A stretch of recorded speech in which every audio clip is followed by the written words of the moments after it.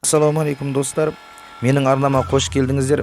Бүгін біз әскери техника темір сауытты шынжыр табанды танкілермен танысатын боламыз. Дегенмен ең алғашқы танктердің жасалғанына 100 жылдан асса да, осы салада жетістікке қол жеткізу өте қиын. Танктерді өндіруші мемлекеттер саусақпен ғана санарлық. Әлемде 200-ден аса мемлекет болса, соның бір 10-15 шақтысы ғана бұл техниканы жасап шығара алады. Және біздің осы хабарымыз әлемдегі ең мықты 10 танк жөнінде болмақ. Ендеше алға. 10-шы орында ресейлік Т-90 танкісі. Бұл танк Кеңес одағының соңғы Ресей Федерациясының бірінші танкісі. Бұл Т-72 танкісінің 17-ші модификациясы. 1989 жылы Т-72 танкісін жетілдіру жөнінде жұмыс басталады. 1991 жылы көктемде объект Ж-88 эксперименталдық танкісі Кеңес армиясына қабылдауға ұсынылады. Бұны Т-72 Бу деп атау ұйғарылады, бірақ ол белгісіз себептермен Кеңес армиясына бұйырған жоқ. Ол енді Ресей армиясының жаңа танкісіне айналады. Оның атын Т-90 қылып өзгертеді. Атын өзгерту себебін сол кезде 1991 жылғы Ирактағы соғыстан кейін мақтаулы Т-72 танкілерінің абыройы айрандай төгілгеннен кейін және шетелге көптеп сату үшін Т-90 қылып өзгерді деген қауесет бар. Бұл әрине шындыққа жанасады.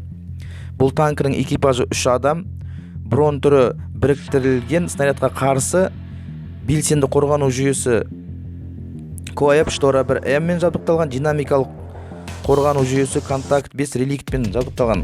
Қару 125 мм-лі 2А46М5 тегіс ұңғымалы, оның 43 снаряды бар. Пулеметтары 12,7 мм-лі утес және 7,162 мм-лі ПКТ пулеметімен жабдықталған.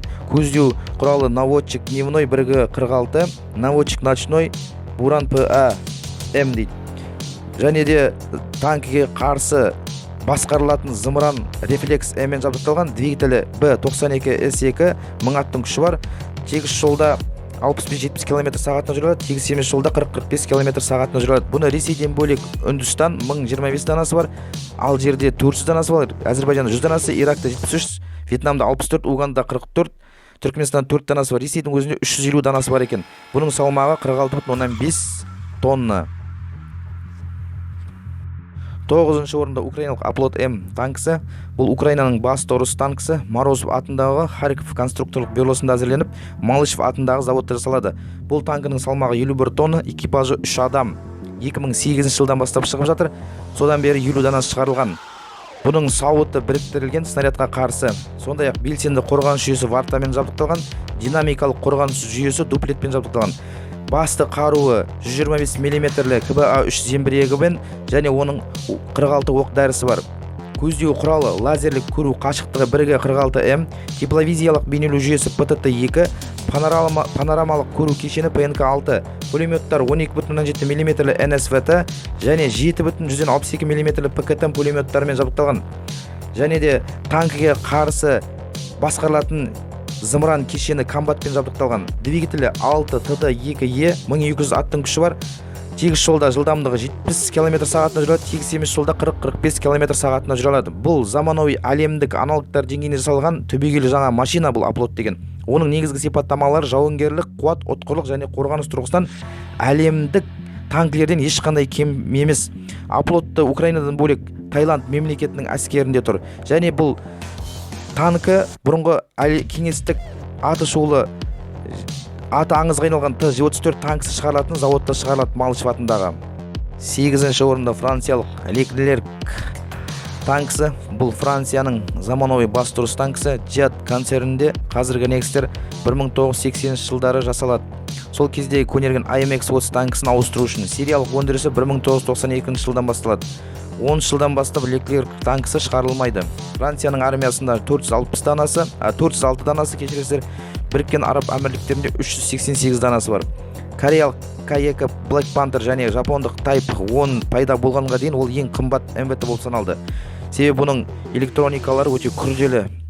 Бұл танкінің салмағы 57,4 тонна, экипажы 3 адам, сауыты біріктірілген модульді, бронды модульдері вольфрам мен титан элементтерімен нығайтылған.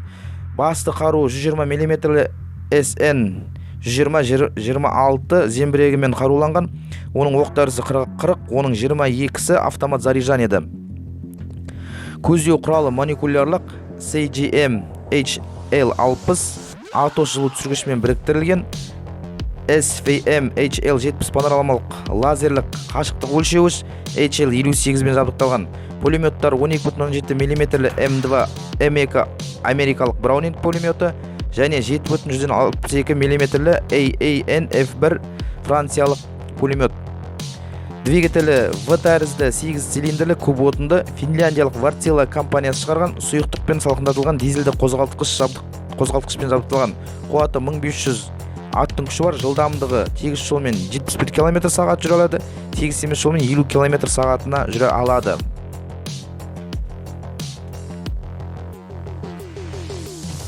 Жетінші орында Type 10. Бұл Жапонияның басты ұрыс танкісі. Танкының прототипі бірінші рет 2008 жылы көрсетілді. 2010 жылы Жапон қарулы күштері 13 данасын тапсырыс берген. Әр данасы Жапон әскери бюджеті үшін $6,5 миллион шыққан. Type 10 танкісі қарулы күштерге 2012 жылдан бастап беріле бастаған. Жапон басшылығы бұл танкімен көнерген Type 74 танкісін ауыстыруды және сондай-ақ Type 90 паркін осы танкімен толтыруды көздеген. Салмағы бұл танкінің 44 тонны. Mitsubishi компаниясы шығарады. Танкінің негізгі қаруы Жапонияда жасалған GCW 120L44 зембірегі, тегіс ұңғымалы, оның оқ-дәрісі 44 дана, 14 данасы автоматты заряжанеді. Бұл автомат түрде зарядталады. Экипаж 3 адам, барлығы нанокристалдық болатпен қорғалған бөлшекте отырады. Оның ерекшелігі қарапайым болаттан 3 есе артық. Оның двигателі дизельді, 1200 аттың күші бар. Және бұл танкі 70 км/сағатына жүре алады, және артқа да, алға да сол 70 км жылдамдықпен жүре алатын танк. Танкте жауынгерлік алаңдағы жағдайды қадағалайтын күрделі жүйе бар. Ол қазіргі заманғы басқа танктерге қарағанда артықшылық береді. Мұна экранда көріп отырғандарыңыздай, бұл да Жапонияның Type 90 деген негізгі ұрыс танкісі. 1976-86 жылдары жасалған. Сол кездегі көне Type 61 және Type 74 танкілерін ауыстыру үшін 92 жылы Жапон қарулы күштеріне қабылданған танкі. Бұл Type 90 заманауи және мықты танк, бірақ өндірісі өте қымбат және күрделі танк. Осы уақытқа дейін Type 90-ның 301 данасы ғана шығарылған. 2012 жылдан бастап Type 90-ды шығару тоқтатылды. Және Жапон қарулы күштеріне қазіргі заманғы өндірісі арзан Type 10 танкісі қабылдана бастаған. Бұл танкты Жапония Германияның көмегімен шығарды. Және міне сыртқы бейнесінен көріп тұрғандарыңыздай, бұл германиялық Leopard 2-ге ұқсастықтары бар Leopard 2-мен. Бұның салмағы 50 тонна, экипаж 3 адам, Mitsubishi компаниясы шығарған. Бронясы модульді композитті 120 мм Rheinmetall L44 зембірегімен жабдықталған. 6-шы орында ресейлік Т-14 Армата танкісі. Бұл танк Ресейдің ең жаңа танкісі. Мұнарасында адам жоқ және Армата платформасын қолданады.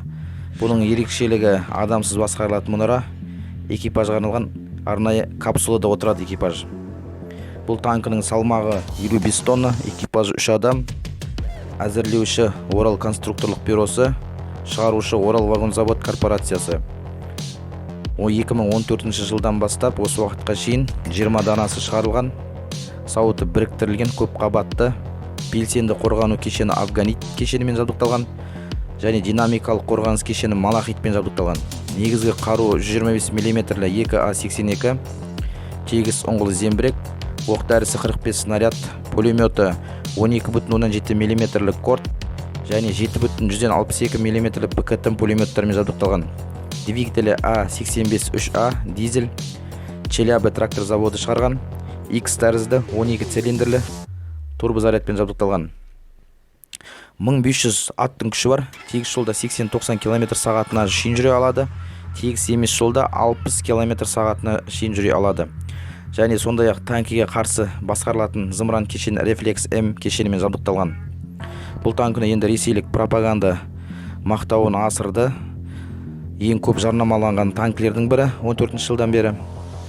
Сондай-ақ бұл танкіні әлі осы уақытқа дейін Ресей өзінің қарулы күштерінің құрамына қабылдаған жоқ.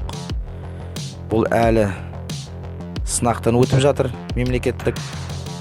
Сондықтан өзінің елінде шығарушы мемлекет өзінің әскеріне қабылдамағаннан кейін бұны әрине басқа мемлекеттерде сенімсіздік туғызады. Достар, осы қазақша арнаға жазыламыз.